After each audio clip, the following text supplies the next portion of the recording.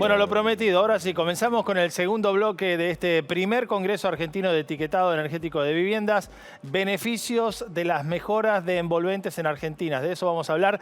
La presentación del trabajo realizado por el Departamento de Energía de la Facultad de Ingeniería de la Universidad de Buenos Aires. Y recuerden, como siempre, que pueden dejar sus preguntas en el chat indicando su mail y a quién van dirigidas. Eso es fundamental. Las mismas van a ser respondidas en la medida de lo posible al finalizar cada bloque y el resto será vía mail con el correr de las horas. Presentamos ahora sí a los autores del informe que les mencioné, el trabajo hecho por Hernán Iglesias Furfaro y por Gabriela Casabianca, con colaboración de Leila Lanelli, que no está acá, pero vienen ustedes también a contar en qué han estado trabajando. Hernán es ingeniero electricista graduado en la UBA, cuenta con una especialización en mercado eléctrico y gas natural otorgada por el Instituto Tecnológico de Buenos Aires. También cuenta además con una amplia trayectoria en la coordinación de proyectos de eficiencia energética en el sector público y privado, destacándose su participación en proyectos financiados por organismos multilaterales de crédito. Es auditor líder en sistema de gestión de la energía ISO 50001. También cuenta con una extensa trayectoria como docente de grado y posgrado en la temática, así que seguramente nos resulte muy clara su explicación.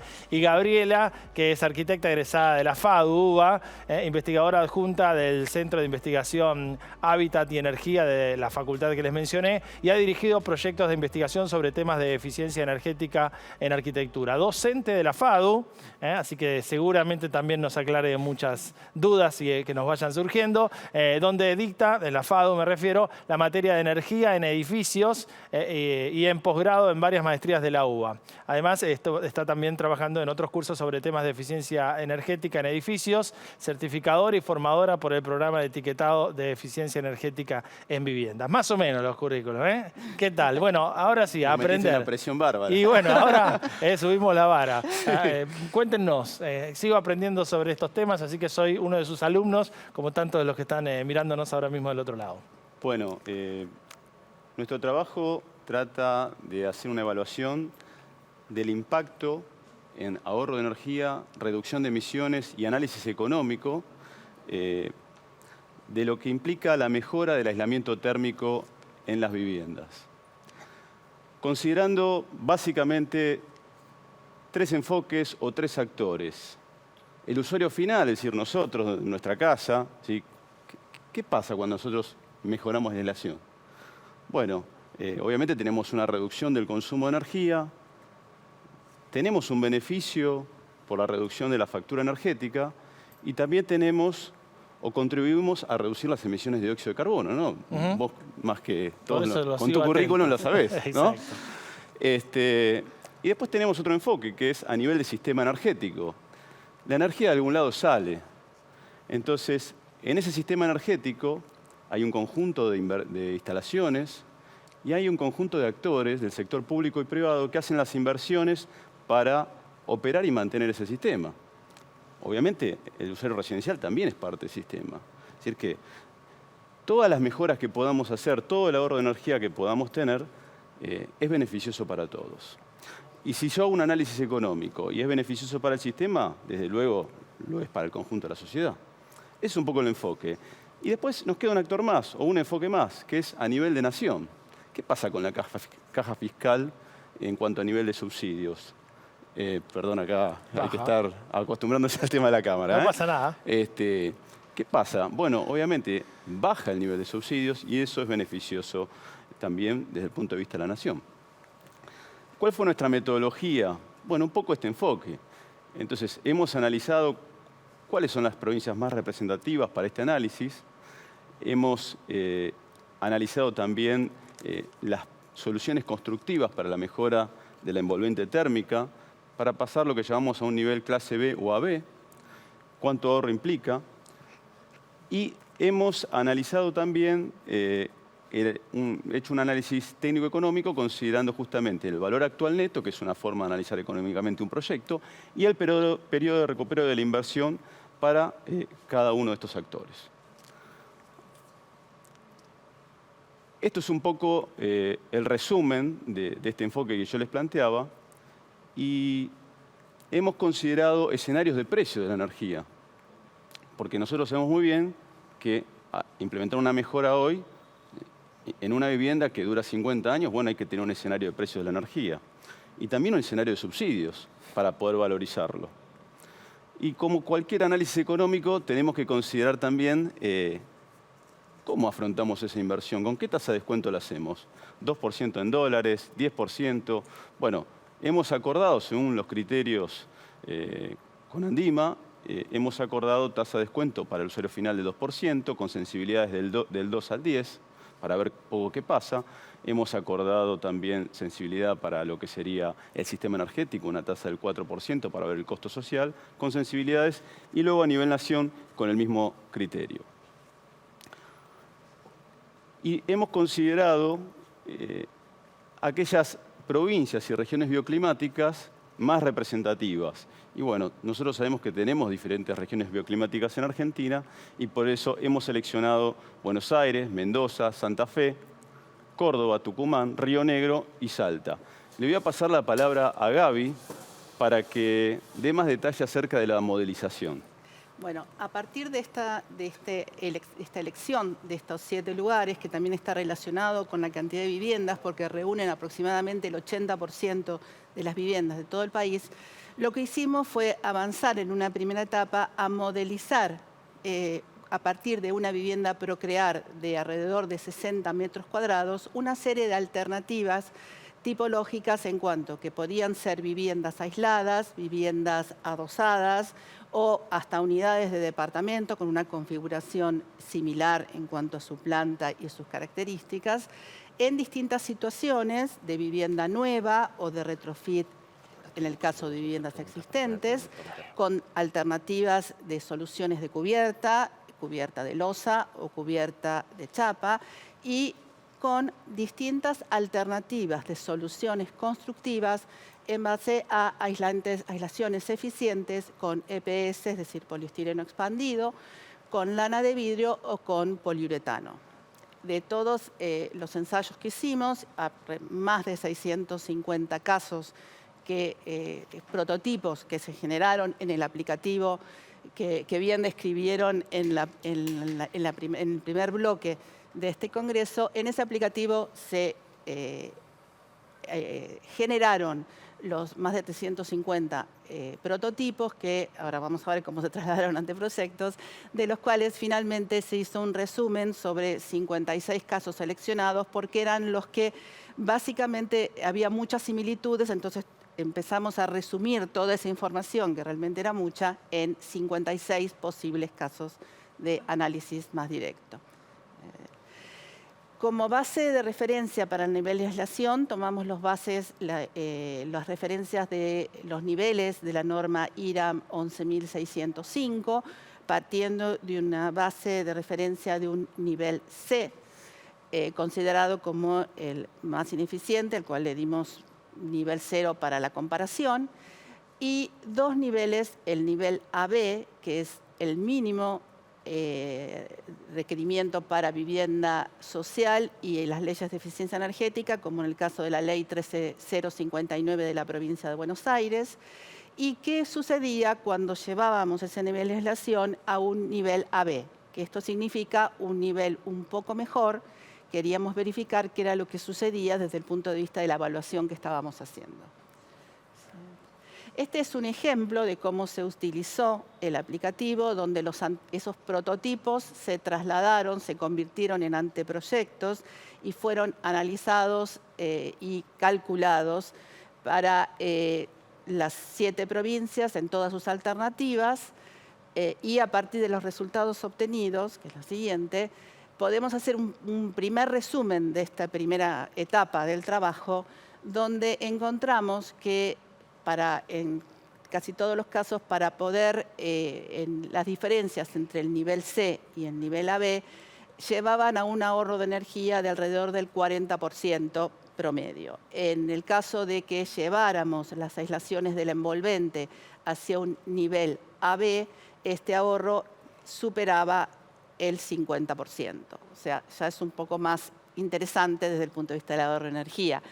En la otra columna tenemos un ejemplo de los valores de ahorro promedio de energía en climatización en kilowatts al año, donde obviamente este valor absoluto está relacionado con las zonas climáticas. Efectivamente, las zonas que tienen mayor rigurosidad climática, es decir, los climas más fríos, son precisamente donde ese ahorro es más relevante, más importante. Y en relación con la inversión inicial requerida para poder avanzar hacia estas soluciones constructivas, las soluciones del nivel, para llegar a un nivel AB, iban desde el rango de inversión, iba desde unos $780 hasta $1.900 aproximadamente, con un promedio de $1.400, que en el costo de una vivienda realmente no es un valor significativo en cuanto al valor total de la vivienda. Eso también varía dependiendo de la zona, me imagino. Por supuesto, por eso El hablamos de costo. un rango, Claro. y lo mismo para el nivel AB, un rango entre $890 y $3.100, y dependiendo, por supuesto, más que de la zona, de la solución constructiva, porque la Claro. solución constructiva va a requerir de distintos espesores de aislación Claro. para llegar a ese mismo nivel según De verdad. las zonas Así está climáticas. bien planteado. Así que bueno, ahí tenemos un poco los valores promedio, de $1.400 para el nivel B y $2.100 para el nivel AB, y a partir de aquí Hernán les va a contar cómo fue la siguiente etapa que avanzó hacia el estudio económico, el análisis económico de estos parámetros. Bueno, muchas gracias, Gaby. Bueno, la pregunta es, Gaby nos dio un buen panorama de cuánto se ahorra en promedio por pasar de una solución constructiva a otra. ¿Cuánto sale también ahora? ¿En cuánto lo recupero? ¿Cuánto lo Claro. recuperas vos? Bueno, primero tenés que saber dónde estás, en qué provincia estás. Y en este gráfico lo que van a ver es un rango de periodo de recupero de inversiones, donde en el eje Y están las provincias y en el eje de abscisas o el eje X estarían los años en que se recupera esa inversión. Como bien dice Gaby, hay diferentes niveles de inversión para cada solución constructiva y eso hace que estos rangos tengan esta amplitud.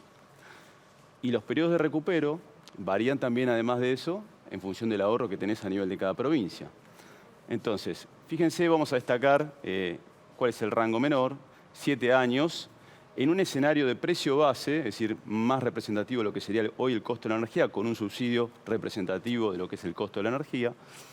Fíjense que en el caso de Río Negro, ese valor de periodo de repago es de 7 años y un poco superior en Buenos Aires. Y en el caso de un precio más alto de la energía y un subsidio más bajo, es decir, condiciones más reales, bueno, ahí el periodo de recupero de inversión más bajo en Río Negro es de 5 años y en Buenos Aires está cerca de 6 años. ¿Sí?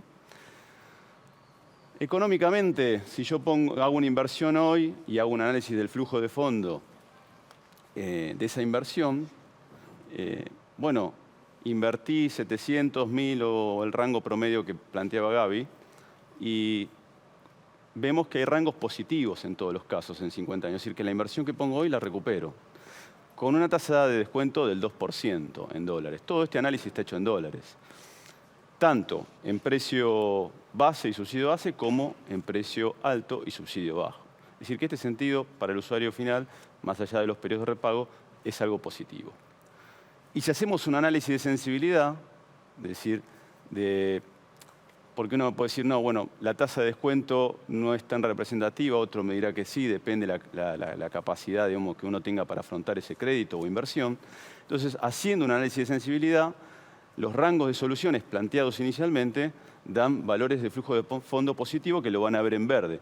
En los rangos mínimos hay algunas filas en rojo que quieren decir que, bueno, esas soluciones a esa tasa de descuento de la inversión no es tan atractiva para el usuario final. Pero si fuera un precio alto, digamos, en otro escenario, ahí vemos que hay toda la fila en verde, hay soluciones constructivas que son beneficiosas para el usuario final desde el punto de vista económico. Y ya sabemos que desde el punto de vista de confort, estas soluciones son convenientes. Habíamos hablado de 3 actores. Uno era el usuario final, otro era el sistema energético. Es decir, ¿qué le pasa? ¿Es conveniente para el conjunto de la sociedad hacer esto? Bueno, vemos que sí, en un escenario de precio base, de vuelta, aparecen periodos de recupero de esa inversión por debajo de los 5 años. Y en el precio alto, con subsidio bajo, es decir, perdón, precio alto, acá no tiene subsidio el escenario del sistema energético, inclusive son menores, ¿no? Obviamente, depende del tipo de solución y nivel de inversión, pueden ser mayores.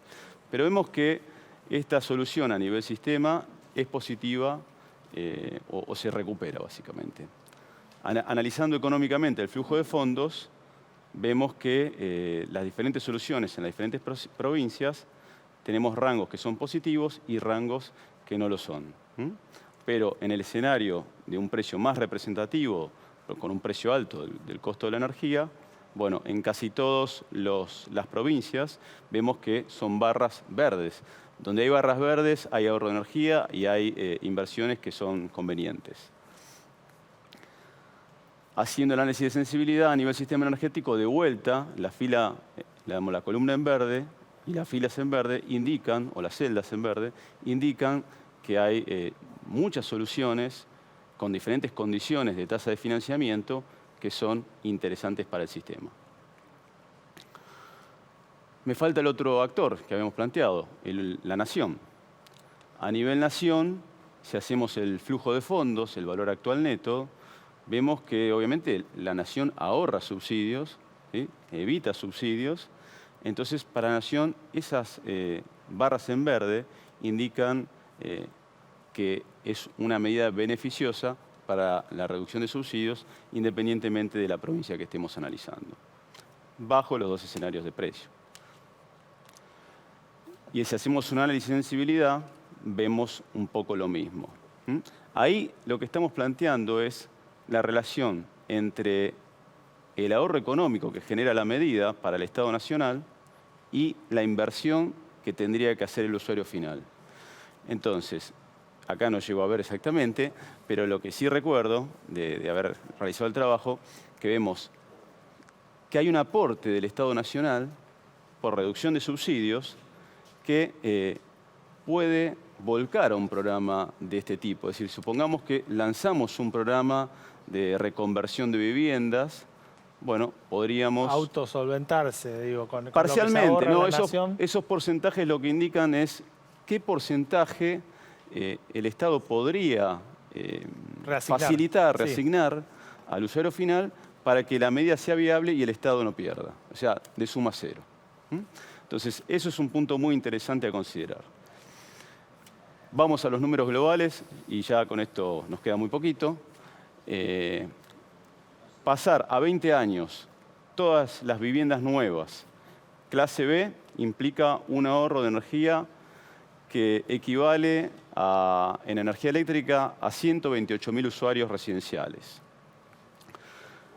Que esto equivale más o menos a lo que sería, por ejemplo, más o menos Catamarca, ¿sí? La distribuidora de Catamarca. Ahorro en gas natural, 533.000 usuarios, que esto equivale aproximadamente a lo que fuera Mendoza. Y si pasamos a una clase de envolvente térmica un poco mejor, que es lo que plantea Gaby, bueno, en viviendas equivale a 150.000 viviendas y a 721.000 viviendas en lo que sería gas natural. Podríamos abastecer esas viviendas. Esto es un escenario de 20 años, claramente. En emisiones evitadas, esto equivale a más de 500.000 vehículos en el escenario clase B y en el escenario clase AB a 670.000 vehículos. Con respecto a reducción de subsidios, bueno, ahí están los números en los diferentes escenarios, digamos, pero más que este dato absoluto me quedo con el porcentaje que podría reasignar el Estado, que era lo que planteaba en la diapositiva anterior. Y empleos. Obviamente hay inversiones asociadas acá. Esto genera empleos. Pasando a 20 años, a las nuevas viviendas clase B, podríamos generar 3.500 empleos y si fuera clase AB, podrían ser 4.700 empleos. ¿Hay otros cobeneficios? Sí, los hay. A nivel de usuario final, bueno, ya lo dijimos, reducción de factura, mejora de la capacidad de compra, mejora de las condiciones de confort y reducción de enfermedades, ¿no? Hay estudios que avalan este tipo de cuestiones. A nivel de nación, menor demanda de energía, mayor seguridad energética, porque bueno, si bajamos nuestro consumo, también podemos autoabastecernos. Balanza comercial en cuento a la adquisición de fuente de energía, como puede ser gas de Bolivia o LNG. Y bueno, hay aumento del PBI y mejora del empleo. Bueno, las conclusiones son simples. A nivel usuario final, los periodos de recupero de la inversión van desde 7 años y 5 años, ese es el rango de los valores mínimos, y el VAN es positivo para el usuario. A nivel del sistema energético, los periodos de repago son menores, llegan a 3 años, en algún caso, depende de la solución, hay un rango, ya lo hablamos, y el VAN es positivo en muchos de los casos. Depende de la tasa de descuento que estemos tomando. Y a nivel nación, bueno, se generan reducción de subsidios y lo más importante destacar es que el Estado podría hacer un aporte de estos subsidios que evita, asignando un programa de estas características. Bueno, con esto damos por finalizada nuestra charla. La clase, díganle clase. Sí, profes. sí, capaz que nos extendimos un poco, pero bueno, No, pero es mucha información y esto es un resumen. Sí, es una buena manera de convencer. Ya explicamos qué es el etiquetado de viviendas y ustedes explicaron cómo llevarlo adelante y qué es beneficioso. Y hoy explicaba el profe con cada una de las tasas de interés que inclusive ante escenarios futuros muy probables, con precios altos de la energía, está que pasando rápidamente en Europa. uno puede recuperar, como está pasando en Europa. Tenemos ese diario del lunes para anticiparnos. Bueno, muchísimas gracias a los disertantes, pero están llegando preguntas, les pedimos que nos escriban, nos están escribiendo. La primera es, yo la tiro al aire y ustedes la responden entre los dos, el que se sienta más capacitado para hacerlo. ¿Cuán representativa consideran que es la muestra de zonas y viviendas que se han modelado? A ver, partimos de un análisis, fuimos por 2 vías. El parque inmobiliario que tenemos en nuestro país es sumamente complejo y es difícil de modelizar. Son muchos, un universo de muchísimas viviendas de distintos tamaños, de distintas características.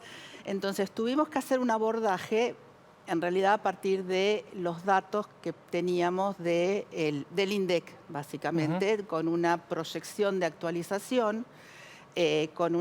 Tomamos una vivienda, en realidad la decisión también de tomar una vivienda del modelo Procrear es que es una vivienda que se está proponiendo a la gente para que la construya, es la que el Estado además lo pone en una situación abierta y libre para que cualquier persona que quiere construir su casa utilice este modelo de vivienda.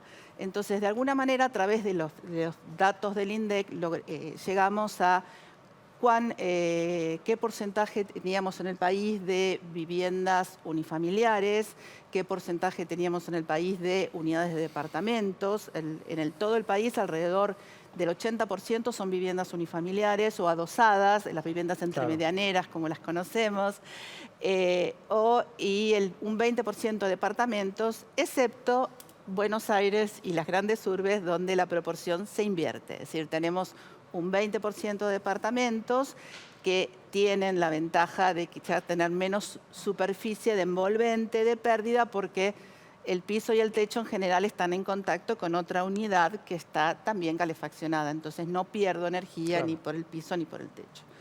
Pero a partir de estas situaciones fue donde nosotros hicimos esa modelización. En realidad, a partir que avanzamos en los modelos y en los resultados, nos dimos cuenta que los resultados eran bastante similares. Por supuesto que si uno hiciera para viviendas de otras, si uno fuera a ampliar esto, bueno, podemos estar varios años investigando distintas tipologías de vivienda, distintas superficies, distintos requerimientos. Esto era hacer una primera aproximación a partir de los datos que podíamos tener para empezar a ver qué era lo que significa esta posibilidad de etiquetar las viviendas y ser más eficientes energéticamente desde el punto de vista económico. No sé si hay otra pregunta para Hernán, salvo que quieras agregar algo. Te la hago mientras tanto. ¿Cuál sería la recomendación de pasos a seguir en el camino a obtener una mejora en la aislación térmica del envolvente en Argentina? Bueno, en cualquier programa o regulación que uno haga con relación a la mejora del etiquetado en los electrodomésticos o en este caso en las viviendas, lo primero que tenemos que tener es una norma actualizada y que represente exactamente lo que queremos calificar y lo que queremos promover, ¿no? Eso es como el punto base.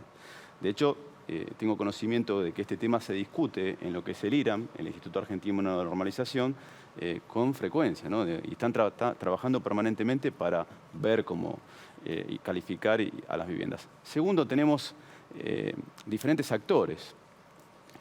Uno de los actores principales es la Secretaría de Energía, que es la Autoridad de Política Energética Nacional. Entonces, la Secretaría de Energía, hace un ratito estuvo hablando Florencia Donet, quien antes estaba muy vinculada a lo que era el programa de etiquetado y el software, bueno, desarrolló un software para calificar a las viviendas en base a una normativa IRAM. Lo que falta ahora es terminar de tener un consenso y tener una política de Estado en este sentido para poder realmente avanzar, porque el tema de etiquetado de viviendas depende mucho de las jurisdicciones provinciales. Como cualquier ley, uno saca una ley nacional y después hay que ir bajándola aguas abajo. Pero es bueno tener el marco nacional, por ejemplo, cambiando de tema, el caso de generación distribuida, ¿no? De los paneles solares fotovoltaicas. Hay una ley nacional y ahora las diferentes provincias están adhiriendo en ese proceso. Entonces yo creo que lo que hace falta acá es terminar de tener un núcleo de los actores, tener acordado y una iniciativa fuerte por parte de la Autoridad de Política Energética Nacional. Bien, bueno, seguimos aprendiendo. No sé si siguen llegando nuevas preguntas. Sí, siguen llegando. Sí. ¿Saben si se estudia un descuento en servicios de luz, gas y agua cuando realizamos mejoras en la envolvente de viviendas? Me parece que no lo tengo presente, pero es una pregunta más para una autoridad energética, ¿no?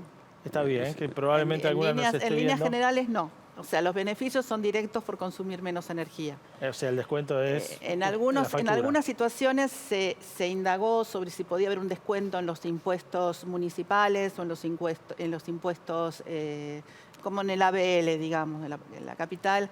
Esto se discutió con alguna de las leyes que propuso la Ciudad de Buenos Aires en su momento, pero pareciera que hay una especie de separación entre lo que sucede en el área de políticas en cuanto a vivienda o energía y en lo que sucede en el área de rentas. Bueno, para eso están estos congresos, ¿no? Para que se entienda que se funciona como un todo la energía. Sí, no se puede... sí, o sea, hay que trabajarlo de manera consensuada. Algunas de las leyes dan alguna indicación de que podría haber algunos beneficios. Una opción podría ser beneficios por ejemplo, construir vivienda nueva etiquetada. ¿Qué sucede? Podría haber un descuento en los derechos de construcción. Claro. Por ejemplo, y también sería un beneficio directo. Un incentivo. Un incentivo, exactamente. Esa es la palabra, me parece que vengo pensando, ¿no? Porque nos hace bien a todos, pero los incentivos nunca están mal. Sí, realmente aquellos que hace muchos años trabajamos en este tema y que sabemos cuáles son los beneficios de la aislación térmica. Por supuesto que hay un beneficio económico, como bien describió Hernán, desde el punto de vista de la reducción de subsidios y los costos. Pero aquellos que vivimos en una vivienda aislada y logramos construir nuestra propia vivienda con algunos recursos que hacen que esté realmente bien aislada, sabemos que hay beneficios desde el punto de vista del confort, hay beneficios desde el punto de vista de la salud, que no son cuantificables de manera tan directa y no son quizás tan fáciles de medir. Claro. Pero una vivienda bien aislada, una vivienda eficiente, no tiene problemas de condensaciones. Esos honguitos blancos que solemos ver en las esquinas de las viviendas, eso también descansar mejor, los ruidos. Los ruidos, porque además los aislantes térmicos también son buenos aislantes acústicos. Es decir, hay un montón de co-beneficios, como diríamos, que no son tan sencillos de cuantificar, pero que sí redundan en beneficios para las personas que viven, las ocupantes de las viviendas. Bueno, ya hay gente que está atentada a llevar adelante las reformas porque nos están preguntando, otra de las preguntas que nos entró en el chat, si los valores que dimos en dólares, esos valores mínimo y máximo, esos umbrales, se referían a valores totales, teniendo en cuenta una casa promedio de 60 metros cuadrados, creo que era lo que hablábamos, o si tiene que ver con el metro cuadrado. Es un 60 veces más, o sea, claro. A ver, era por metro cuadrado, sí. No, ese valor es el total. El valor era el total, ese valor perdón, es el total. Era el valor total. Los que presentamos ahí eran los valores totales. En algún momento el proceso se sacaron por metros cuadrados y después se multiplicaron por 60 por el valor de la casa. Exacto, digamos, ese es el valor total y correspondía a las diferentes soluciones constructivas, ¿no? Entonces, implicaba no solamente el aislamiento, sino algunas otras cuestiones que hay que considerar al momento. De mano de obra, por ejemplo. Claro. Incluía la mano de obra. Bien, otra pregunta. Me quedo más tranquilo porque yo me imaginaba que era el total. Sí, Si lo sí, tenía que no, multiplicar por no, 60. Era la primera vez que algo no me cerraba en el Congreso. No. Nos quedamos tranquilos entonces. Bueno, y una más. Con los compromisos del país con la mitigación de la emisión de gases de efecto invernadero para el año 2030, ¿qué papel juega esta mejora de la aislación térmica en la envolvente? Bueno, es uno de los puntos más que está dentro de las actividades previstas, pero no es dentro de las proyecciones que hizo en aquel momento la Secretaría de Planeamiento Energético del Ministerio de Energía, no es la medida que más pesa, ¿no? Pero digamos, sí es una de las que está agendada y es una de las medidas planteadas como contribuciones nacionales a la reducción de las emisiones de CO2. Perfecto. O sea, ese es el resumen. Y Tienen bueno, en para cuenta. tener más valores tienen ahí el equivalente en vehículos que lo pueden repasar en la presentación. Quedan las presentaciones, pueden entrar a la página y chequearlos porque eso va a quedar también para ustedes.